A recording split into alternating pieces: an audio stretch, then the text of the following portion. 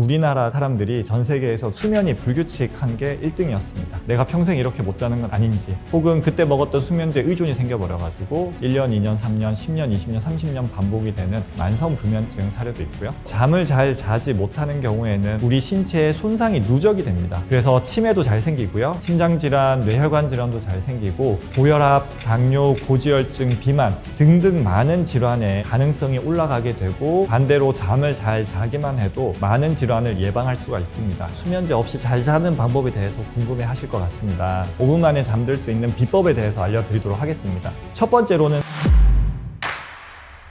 잠을 잘 자야 되는 건 누구나 알고 있었지만 이렇게까지 잠이 중요한지는 의학적으로 밝혀진 건 그렇게 오래되지 않는 것 같습니다. 첫 번째로 2022년도에 건강보험공단에서 발표한 내용이 있는데, 100만 명 이상의 사람들이 불면증이나 수면장애로 병원을 찾고 있는데, 데이터를 보면 옛날보다 기하급수적으로 수면장애 수가 늘어나고 있습니다. 불면증이라고 하면 의학적인 정의는 일주일에 3일 이상 못 자는 게 3개월 이상 지속이 되면 불면증이라고 합니다. 내가 충분한 시간이 있고 좋은 환경이 있음에도 불구하고 반복적으로 다른 이유 없이 잠을 못 잔다라고 하면 불면증이라고 생각을 하시면 되겠습니다. 한국인들은 수면과 관련해서 아주 안 좋은 지표들을 많이 가지고 있습니다. 그래서 한국인들은 불면증에 많이 시달린다고 할 수가 있는데요. 한 연구를 보면 50여 개 국가들 중에서 우리나라 사람들이 전 세계에서 두 번째로 늦게 자고요. 더 안 좋은 것은 수면이 불규칙한 게 1등이었습니다. 불규칙하다는 거는 수면 시간이 적게 자다가 많이 자다가, 혹은 잠 들고 깨어나는 시간이 일찍 잤다가 늦게 잤다가, 이런 식으로 불규칙해지면서 수면 리듬, 생체 시계가 망가진 경우가 많이 있습니다. 젊은 나이에 불면증의 제일 흔한 원인, 제가 10년 전에는 못 봤던 거 바로 스마트폰이고요. 스트레스, 불규칙한 수면 습관, 교대 근무로 인해서 생체의 시계가 깨지면서 잠을 못 자는 분들이 많고요. 60대 이상의 고령에서의 불면증 원인은 조금 다른데요. 이분들 같은 경우는 피곤하니까 너무 일찍 오랫동안 누워있는 습관, 활동량 부족이 불면증의 원인이 되는 경우가 정말 많았고요. 오랫동안 먹어온 수면제 의존 때문에 불면증이 생기거나 불면증이 잘 낫지 않는 경우가 많습니다. 이분 같은 경우에는 불면증 앓은 지 한 10년 정도 됐고요. 가끔씩 불면증이 있어서 수면제 반알을 가끔씩 먹고 있었는데, 몇 년 전에 집에 큰일이 있어가지고 스트레스 받을 일이 있어서 잠 못 자는 게 너무 심해졌습니다. 그래서 수면제를 매일매일 먹기 시작한 거죠. 정확하게 용법을 지키고 잘 드셨으면 되는데, 먹고 싶을 때 먹고 안 먹고 싶을 때 안 먹고, 아니면 너무 일찍 먹게 되고 하면서 수면제가 지금은 하루에 4알 드시고 있습니다. 이분의 생활 패턴을 좀 자세히 여쭤보면, 저녁 시간만 되면 너무 피곤하고 졸린 거예요. 밤에 잠을 못 잘까봐 8시, 9시부터 눕고, 이때 수면제 4알을 먹고 잠을 잡니다. 누워도 바로 잠드는 건 아니고 설잠을 좀 자다가 2-3시간 자다가 11시, 12시에 잠을 깨고, 이때는 다시 자려고 암만 노력해도 잠을 못 자니까 어떤 날은 수면제를 다시 한 알 먹고 또 잠을 자게 되고, 자다가 자주 깨고 꿈을 자주 꾸게 되고, 아침 5시, 6시 되면 잠에서 깨어납니다. 수면제가 몸에 남아 있어서 바로 일어나지 못하고 또 누워서 계속 뒤척이게 됩니다. 그래서 최종 기상 시간은 8시, 9시, 10시가 되는 경우가 많았죠. 아침에 그렇게 누워있으면 우리 몸은 잔다고 자꾸 생각하고, 이분은 안 잤다고 생각하지만 실제로 수면 다원 검사를 해보면 이럴 때 약간 설잠을 계속 자거든요. 수면제 기운 때문에 자꾸 낮잠을 자거나 아니면 누워있거나 반복이 되게 되는 것이죠. 몇 년 이상을 살다 보니 불안하고 우울하고 기억력이 떨어지고 짜증이 많이 나고, 원래 하던 일도 잘 못하게 되고 가족들하고 사이도 틀어지고, 이런 식으로 만성의 심한 불면증까지 진행된 상태입니다. 본인의 의지만 있으면 제가 도와드리면 대부분 어느 정도 이상은 다 좋아질 수가 있는 상태인데, 이런 불면증을 그냥 약만 먹으면서 방치하는 경우가 생각보다 많이 있습니다.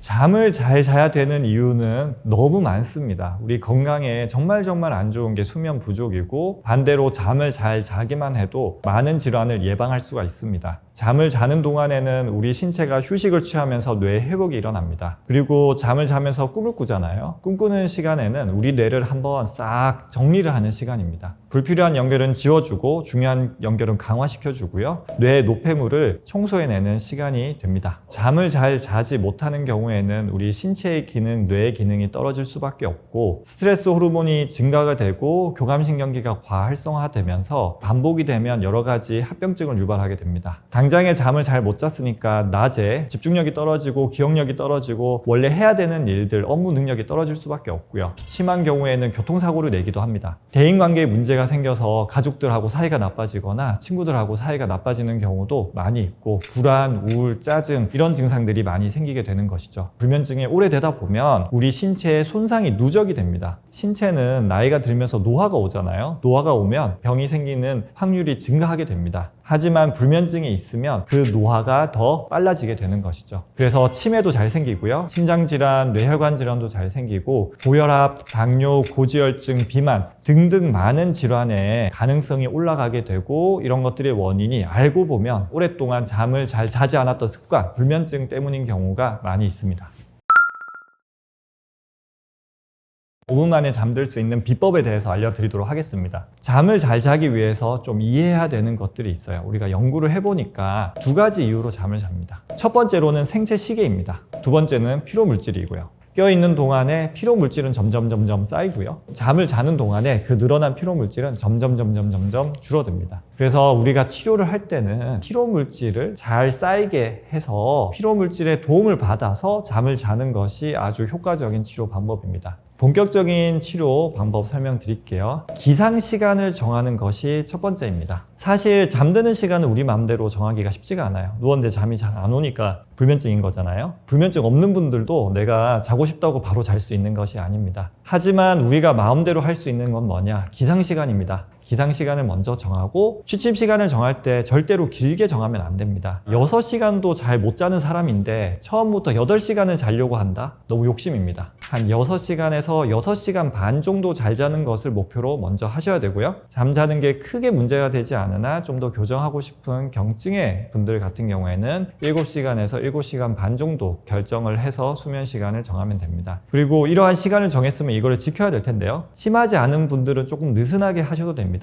1시간에서 길면 2시간 정도 여유를 줘서 조금 더 늦게 일어나거나 조금 더 일찍 자거나 해볼 수 있어요. 특히 주말 같은 경우에는 조금 더 유연하게 적용하시면 되는데 불면증이 있으신 분들은 이러시면 안 돼요. 노력을 할 때 주말도 엄격하게 지켜야 됩니다. 이것을 약 2주, 3주만 해도 불면증이 얼추 좋아집니다. 그렇게 길게 안 하셔도 효과가 있어요. 대신에 그 짧은 기간 동안은 하루라도 길게 자면 안 돼요. 피로 물질을 잘 쌓아가고 있다가 하루 만에 다 고갈시키면 다시 쌓는 데 시간이 걸립니다. 그래서 불면증이 심하신 분들은 이 시간을 열심히 지키셔야 돼요. 그렇다고 실망하지 말고 그 다음날부터 또 열심히 노력하시다 보면 어느새 생체 시계의 리듬이 회복되어 있을 것입니다. 그리고 시간을 설정하실 때 좀 아침형 인간도 있고 올빼미형 인간도 있기 때문에 그건 좀 다르게 설정하셔도 됩니다. 예를 들어서 원래 나는 늦게 자고 늦게 일어나야 된다. 생활 패턴이 그렇다라고 하면 2시에 자고 9시에 일어난다. 크게 문제 없습니다.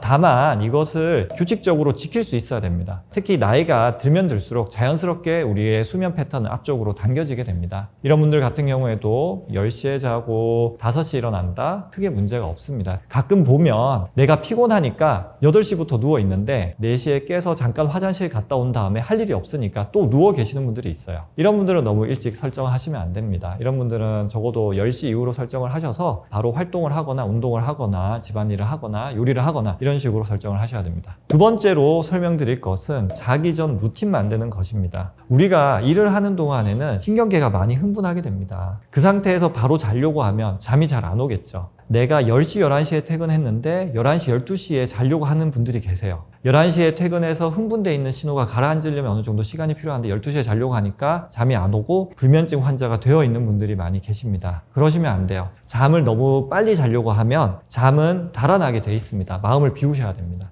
내 흥분돼 있는 이 신경이 가라앉을 시간을 줘야 돼요. 적어도 한 2-3시간 정도는 필요한 것 같습니다. 일 때문에 스트레스 받는다면 일하고 전혀 상관없는 일을 하시는 게 좋습니다. 예를 들어서 가족들하고 시간을 보낸다든지 TV를 본다든지 영화를 본다든지 책을 본다든지 집안일을 몰두해서 한다든지 뭐든지 좋습니다. 그렇게 한 다음에 1시간에서 2시간 전부터는 집을 조금 어둡게 하면 좋아요. 이렇게 밝은 빛 하에서는 수면 호르몬 분비가 잘 되지가 않습니다. 특히 블루라이트의 영향을 많이 받기 때문에 어둡고 주황색 간접등으로 좀 교체를 해서 1-2시간 전부터 빛을 좀 어둡게 하는 게 우리한테 신호를 보내주는 거라고 생각을 하시면 되고, 요새 제일 중요한 것은 사실 스마트폰입니다. 스마트폰의 빛은 생각보다 강렬해요. 스마트폰의 내용 역시 뇌를 흥분시키는 작용을 많이 하기 때문에 스마트폰을 중단을 하셔야 됩니다. 불면증 불면증이 심하지 않은 분들은 30분 전에 중단을 하시고요. 불면증이 심해서 치료를 하셔야 되는 분들은 적어도 1시간 전에 스마트폰 중단을 꼭 하셔야 됩니다. 그리고 스마트폰을 절대로 침실로 가져가시지 마시고요. 온 가족이 거실에서 충전하는 습관을 기르도록 하세요. 아이들한테도 너무 좋습니다. 책도 보면 안 되냐 이렇게 얘기하시는 분들이 계신데 간접적인 빛은 영향이 적습니다. 잠자기 30분에서 1시간 전부터 이런 활동을 하시는 게 좋고요. 가능하면 자기 1시간 전부터는 비슷한 행동을 반복을 한번 해보세요. 그러면 우리 몸은 이제 잘 시간이 됐구나 받아들이게 되고 수면 호르몬이 점점 분비가 되고 각성 호르몬은 줄어들면서 잘 준비가 되게 됩니다. 마지막으로 설명드릴 것은 낮 동안에 어떻게 해야 되냐입니다. 낮 동안에 활동 많이 안 하시는 분들은 활동을 많이 하시고 빛을 많이 쬐야 됩니다. 빛은 우리 수면 호르몬을 조절하는 제일 중요한 요소입니다. 낮 동안에 수면 호르몬을 꽉꽉 눌러놔야지 잘 저장돼 있던 수면 호르몬이 밤에 급격하게 분비가 됩니다. 불면증이 심해서 내가 치료를 해야 된다라고 하면 아침에 일어나자마자 10분에서 20분 정도 산책을 통해서 햇빛을 쬐주시는 게 좋고 밖에 못 나가겠다라고 하면 집안에서 강한 빛을 틀어놓거나 스탠드 같은 것을 이용해서 사선에서 눈 쪽으로 식사하면서 빛을 비춰주는 광 치료를 하는 것도 효과적입니다. 그리고 낮 동안에 활동을 열심히 해서 피로 물질을 자꾸 쌓아야 됩니다. 나는 낮잠을 자지 않는다 라고 얘기는 하지만 막상 낮에 오랫동안 누워있거나 기대어서 생활하시는 분들이 있고 이런 분들은 피로 물질이 잘 쌓이지 않기 때문에 밤 동안에 잠을 드는데 힘들고 수면 유지가 잘 안 되게 되는 것입니다. 운동을 하시는 것도 너무 좋은데 불면증이 심한 분들은 잠들기 4시간 전까지는 운동을 마치셔야 되고 큰 문제가 없으면 잠자기 2시간 전까지 운동을 마치는 게 좋고요. 커피 같은 경우에는 불면증이 심하지 않으면 오전 중에 한 잔 마시는 것은 큰 문제가 없으나 수면제를 끊고 싶다라고 하면 커피를 완전히 끊고 적어도 2-3개월은 지내셔야 됩니다. 그리고 낮잠도 불면증이 심한 분들은 절대로 주무시지 말고요. 별 문제가 없으신 분들은 점심 무렵 전까지 약 20분에서 30분 정도 자는 낮잠은 크게 문제가 없으니까 오후 일을 위해서 활용을 해보셔도 됩니다.